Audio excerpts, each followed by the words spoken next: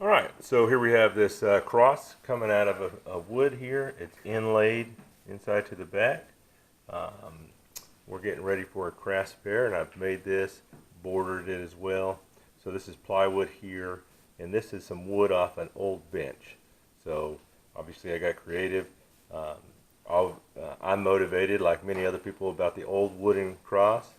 So that's what inspired this piece here. And I'm going to show you how we do it.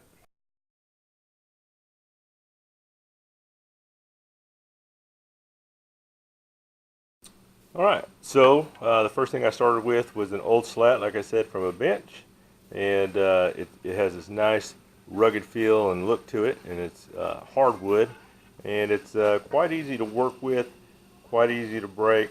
Um, so to control my breaks, I do grab a drill bit, and I drill several holes across the area I want to break. And when we do that, I'll go ahead and show you the piece I've got here. Um, this is what you're going to end up with.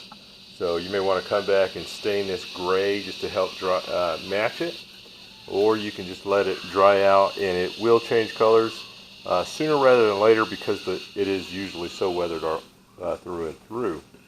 So this is the piece I'm working with now, and as you can tell, I've already started on the background. So this is 3/4 inch plywood, and I've got my router going here. And so the first thing I did was I lined out my piece on the board, and as you can tell, the jagged areas, which is I think quite unique and defining to the piece itself, being an old rugged cross, thought it was important to make sure that we didn't have an exact perfect straight edge there. And then on the top side here will eventually be the top side. I did the same thing. So I drew it out and followed the best I could with my router here, and I've already started on the next phase. So here we go. Like you can see my pencil markings for the cross section here, and I've started the router bit. So for me, I'm a beginner when it comes to the router, so I don't try to get to the line right away. I get as close as I can, and if I'm comfortable, I will hit the line right away. But I try not to go too far. I have had my first couple pieces walked on me pretty good, so I didn't necessarily want to repeat that mistake.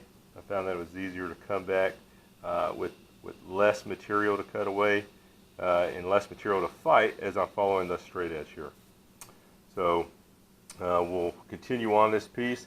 Now another piece that, here's my second piece which I drew out, and again, jagged edges on both sides, controlled break. I wanted to make sure that I had the right size.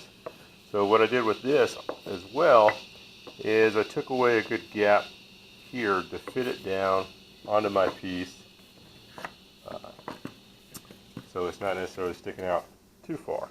I think it marries up nice, and when this is all said and done, both pieces will obviously be inlaid into the wood. However, as you can see here, the depth is different. So I do want to be able to secure it and have a tight fit here and put some glue on the back when I recess it in. You could technically use some finish nails to hold it in place as well. Either you nail it in through the back so that you don't have an appearance on the front. But in this case, I think some wood glue, because it's going to be a tight fit side to side.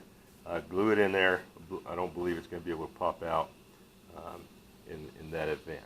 So that's where I'm at now. I am thinking about inlaying a few other things here, either two smaller crosses, one on each side, with potentially the same type of material. Maybe we'll go with the edge. Haven't quite made up my mind. Design pieces like that usually have to get ran through the wife. So if she says that sounds like a good idea, we'll do it. If not, we'll come up with something else. But as we go through this, I'll come back and we'll show you some updates. Alright, the router work has been done. The vertical plate piece is now in place, and it fits nice and snug. As you can tell, I can pretty much pick up the plywood with it. It can slide out. This section here, the horizontal and vertical sections fitting together. It does seat in slightly. Doesn't go in as quite as deep as I would like it to. However, I'm not willing to take any more from this piece here because I'm not wanting to degrade the integrity of the piece all the way. I think it fits nice. Once we secure it in place, it will be great. And again, I have not decided what to do here on the sides. And when I do, we'll definitely take a look at how that is. We may just do some writing. That was the original thought process of making a bigger piece with a bigger background to give a writing, the old rugged cross. But of course, you know, my hands want to do more physically with my tools to this piece than our original thought.